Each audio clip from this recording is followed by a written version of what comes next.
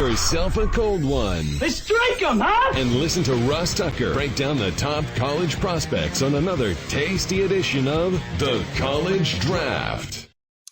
Yeah, it's Daddy Soda time here on the College Draft Podcast, presented, of course, by DraftKings. I'm Ross Tucker, former NFL offensive lineman, 5 teams, 7 years.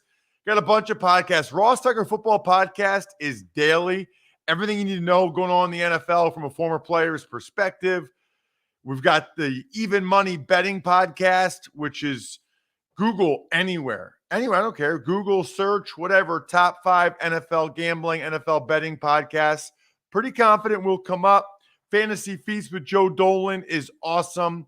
All these shows, 30 minutes or less, and we try to get you the information you need. I love this show because, number one, I'm a huge fan of Emory Hunt. Now, I have a little bit of bias here because Emory embraces the lower levels of football.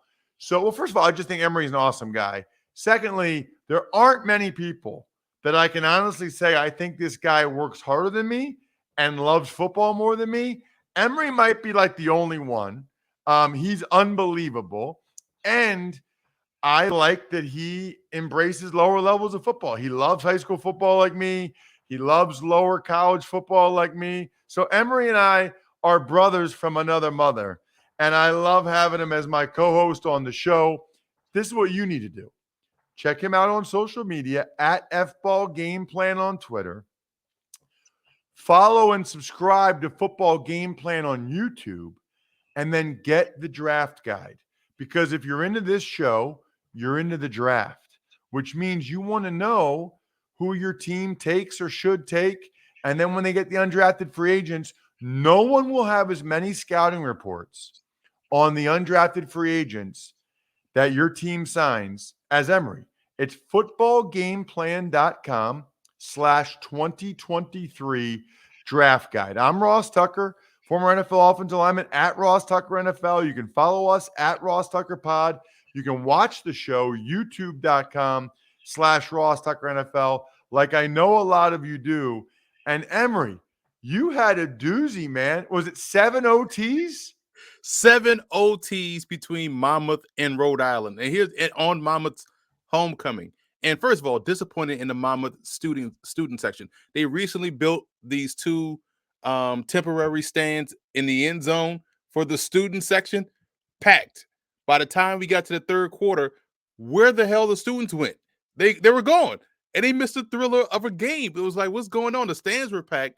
The student section decided to go do something else, that weekend or that on the Jersey Shore or whatnot. So yeah, they missed a thrilling game, 7 overtimes, and it was funny to see like how many plays, can the coaches draw up or pull out their hats after you go into, the 2-point conversion plays. The first 2 was like, oh, these are crazy. You had a Philly special. You had a nice little shovel pass. Then you say, okay, what's next? Or what can they draw up next? Because you have to really exhaust all your special plays to get into the end zone. So it was fascinating to watch. It was great to call. And it was just a fun game. And I was thinking about you on Friday night, Ross, because how quickly Princeton made light work of Harvard. Like it was like that game was over quickly. It was like, oh yeah, Princeton's about to run away with this one. Like there's no sweat for your Tigers on that one. So a couple things. Number one, it's got to be like almost statistically impossible now, or very hard at least, to go to 7 OTs with just doing 2-point plays starting with the third OT. Because think about this. It's 50-50 about each one of those. So like 50-50, 50-50, 50-50, and for it to hit each time where they either both don't get it or they both do get it, I'm going to talk to Fezzik about that on the Even Money Betting Podcast, because that's like 50% times 50%, which means 25%, times that again, times that again. I mean, Steve will know the math. That's not my strength. I was a politics major because I could just write papers and give oral presentations and BS my way to a B+. But Fezzik will know the math on that. And yeah, it's so funny. I got to share this with you, Emory. Friday night, I'm in my hotel room at West Point because I'm doing ULM against Army on Saturday. And I'm watching right before Harvard Princeton kicks off. I just text a Tiger to Ryan Fitzpatrick, to Kyle Juszczyk, to Chris Nowinski, the head of the concussion legacy, but just a Tiger. That's it. And Fitzpatrick texts me back. He has the game on. He's watching. And I was surprised by that. Harvard recruits at a really high level. They have a bunch of good players. Their running back's a stud. Their wide receiver's a stud. But Princeton, you know what's funny? For a good 15 years, Emory, Harvard had better quarterbacks than Princeton. I mean, like 98 to maybe even 96, but certainly like 2000 to 2015 or whatever. Or no, like 98 to 2012. Since then, since like 2013, Princeton's had a really good run of quarterbacks and frankly, better than Harvard's, and it makes a big difference. By far the best pro prospect on the field, though. I don't know how much you've watched him, Emory. Isavas? Andre Yosavas. Yeah. I'm saying it wrong. It's like Yosavas. Andre Yosavas. He's from Hawaii. Listen, if you watch or listen to this podcast, check out his highlights or go to Dane Brugler at DP Brugler because he watched him. He had 9 catches, like 185 yards, a couple touchdowns, could have been even more. He's an all-American heptathlete. Like he runs a 6'7", 60 meters, which is flying. And he's 6'3", 205, was making contested catches. He's going to get drafted, Emory. He's going to go to like the Shrine Game and maybe Senior Bowl, and he'll have a chance to get drafted. He's impressive. Well, and again, I want to wax poetically about your Tigers for a second. When you think about Yosavas and what they had prior to that with the kid that's now balling for the Raiders at tight end. Yeah, Jesper Horsted. Horsted was a track star, at the position and did the same things Yosavas was doing. And you saw Carlson used to do the same things out there as well. He was moved to tight end. But to talk about your quarterbacks, man, I think it started with Quinn Epperly. Yes. Then you had the run with the Lovett. Then you had the Chad Kanoff, and now you had Stenstrom. You have the dude Davidson that had a cup of coffee with the Browns. Like Princeton has legit all of those guys that from Lovett to Kanoff to Davidson. Those are the guys that kind of kept Daniel Jones away from Princeton. Last year's kid, Cole Smith, is the first Princeton quarterback in, I think, 10 years that didn't get a chance in the NFL, or 8 years maybe. Epperly, all the other guys you named, all at least got to a mini camp. That's crazy. It's crazy. It's not easy to get to the NFL as a quarterback. There's not that many in camp. So it's crazy. Anyway, you and I could talk about this stuff forever. Some of the people want to hear about some of the big time games. Maybe we'll do another podcast. It's called the Ross and Emory Talk About Whatever the Heck We Want to Talk About podcast. I don't know how many listeners we'll get, but it'd be fun as hell for you and I. Let's get to Penn State, Ohio State, because it's the noon kick.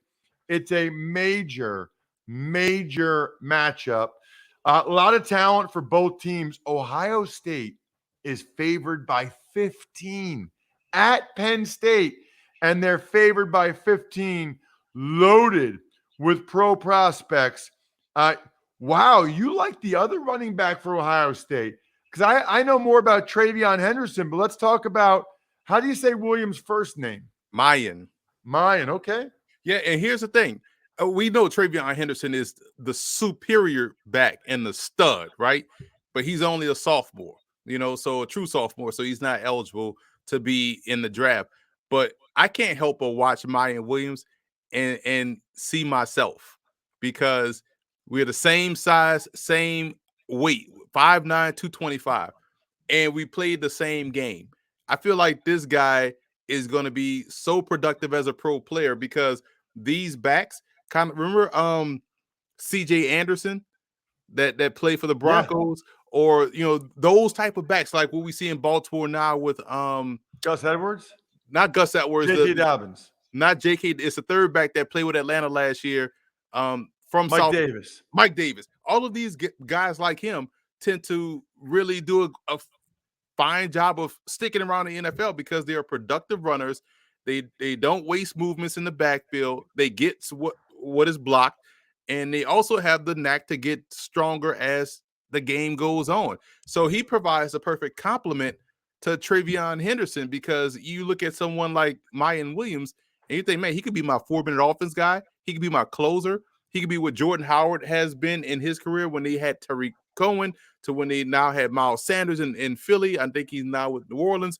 But you look at that role, that's a valuable role on an NFL roster. Your RB2 and your short yardage goal line back. He has stepped up big time this year. I think he's played himself into, maybe a late round draft pick or a high priority free agent. I've been impressed watching him play and how he's really got it together this year. What about Penn State's got a bunch of good defensive backs. Kalen King, the true sophomore, is good.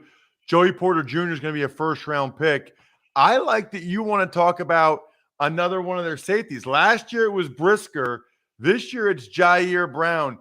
Lackawanna Community College, man, they've become a Penn State safety factory. First of all, when you talk about Lackawanna Community College, one of the best JUCOs in the Northeast, and they're in that conference with Nassau Community College, who had Rasul Douglas, who has been successful out there on Long Island. But yeah, Lackawanna has consistently been one of the top JUCOs we've seen. And Brown, to me, is kind of like Brisker. I feel like both are instinctive guys. Once they decide where they're going, they get there in an instant. They're able to, point and shoot and turn the ball over. So Brown, to me, should be one of these guys who's going to find himself in that early day 2 range, depending on when the run-on safeties go. You know how it is. We constantly fight these debates on, positional value. If you leave it up to draft Twitter, you're only supposed to take quarterbacks and offensive tackles in round 1. Everybody else should be priority free agents, right? So give me the guys that's always around the football. Brown is always around the football. And if he is having a big day, that means Penn State is in the lead against Ohio State. 15 points, Emory. 15 that they're laying. What are you doing? Ross, come on now, Ross. You know Penn State. I know you're a Penn State guy. I know you watch all the Penn State games. I know State College is not that far away from Harrisburg if you just travel a little bit north. They probably got they probably could be a sponsor for Tuck Spreads. They probably have great food. Matter of fact, they do have great food up there. They have the great ice cream. And I'm glad you brought that up, because I had that ice cream when I went to that Penn State Rutgers game. I'm saying all that to say this. There's no way on LeBron James and that this team is going to beat Ohio State or even cover. So lay these 15.5 points right now on a Monday morning against Penn State. Because it's funny. Last Saturday, I found myself sitting back watching. Man, Penn State and Minnesota are the same team. And James Franklin and Mr. Row the Boat, they're the same. Fleck? They're the same coach, just different shades of brown. Like, man, when they play each other, it's like we're watching inter squad scrimmage. So yeah, they'll beat up on Northeast Ohio, they'll beat up on Toledo, but when they get to a big game, they tend to fold like a lawn chair. And so I'm going with Ohio State big. And if you find this line at 15.5 right now, do not wait till Friday when it's up to 29.5 points. Now you're going to have a decision to make. 15 is perfect. They'll win by more than 2 touchdowns. They'll win by 17 points. So both of us, Emory, love watching live TV. Sometimes, though, it feels like live TV doesn't love us back because it's so expensive.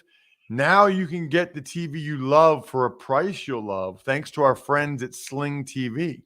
Watch every touchdown live every Sunday afternoon with NFL Red Zone on Sling. For a limited time, get Sling Blue and add on Sports Extra with NFL Red Zone, which we all watch, we all love. If you don't, you're missing out. For half off your first month, regular price $46, now only $23. You get the best deal on Red Zone, so you can catch all the touchdowns at the lowest price with Sling TV. Visit sling.com/DraftKings to sign up today. All right, let's go to another Big Ten matchup. This is not a big game. You picked this game, I'm guessing, because you love the running back from Illinois, Chase Brown, and you wanted to talk about him. So let's do it. Illinois is on the road at Nebraska. They're favored by 7. Chase Brown's putting up huge numbers. Is it because of him, Emory, or is it because of Bielema and the Illinois rushing attack?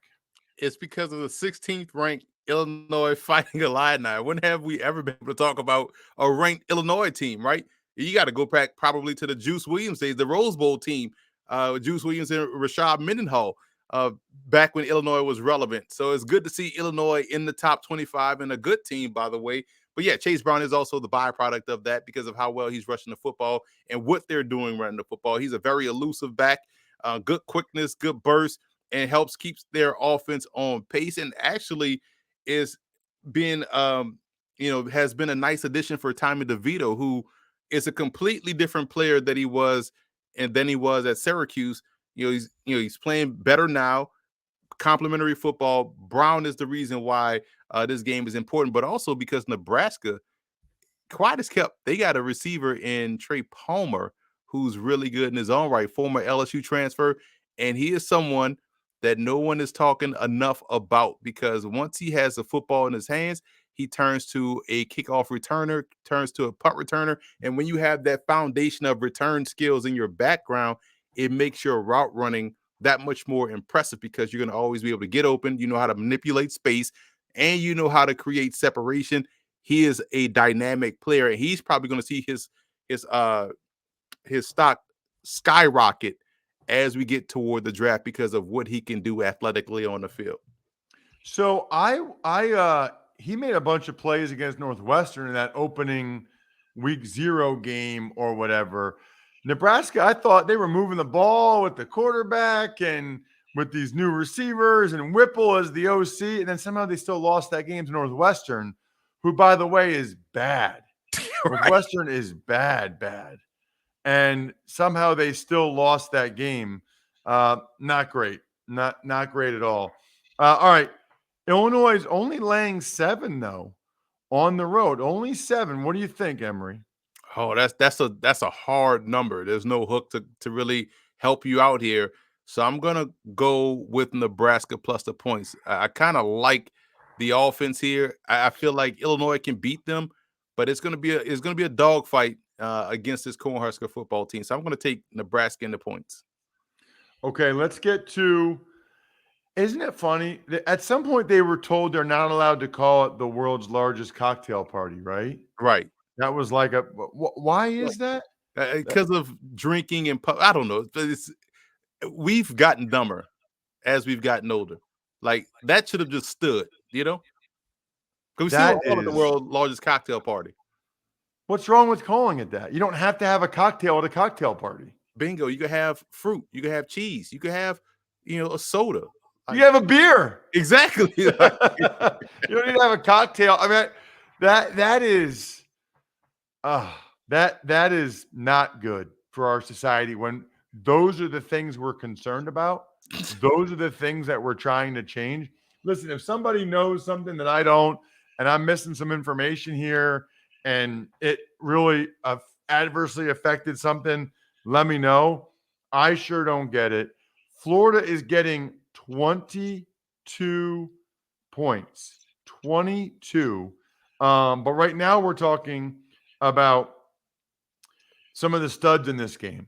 There are some very physically gifted players in this game, including a guy that you were really high on, Emory, before the year. Hasn't gotten quite the buzz that I thought he would. Even that first game, he did some really positive things. People are like, oh my gosh, what's going on with Anthony Richardson this year? I'm glad you brought that up, Ross. First of all, how about we also get back to calling it the Gator Bowl too? I'm sick of all these names and ever-changing sponsors. Let's call it the Gator Bowl, the world's largest cocktail party. But you talked about Anthony Richardson. It's funny how when we talked about him in the beginning of the season, in the preseason, people said we were crazy, right? Then he has the really good game in the opener against Utah, and everybody automatically made him the number 1 overall pick. Heisman final, his odds went from plus 15,000 to win the Heisman to plus 700 after the first game.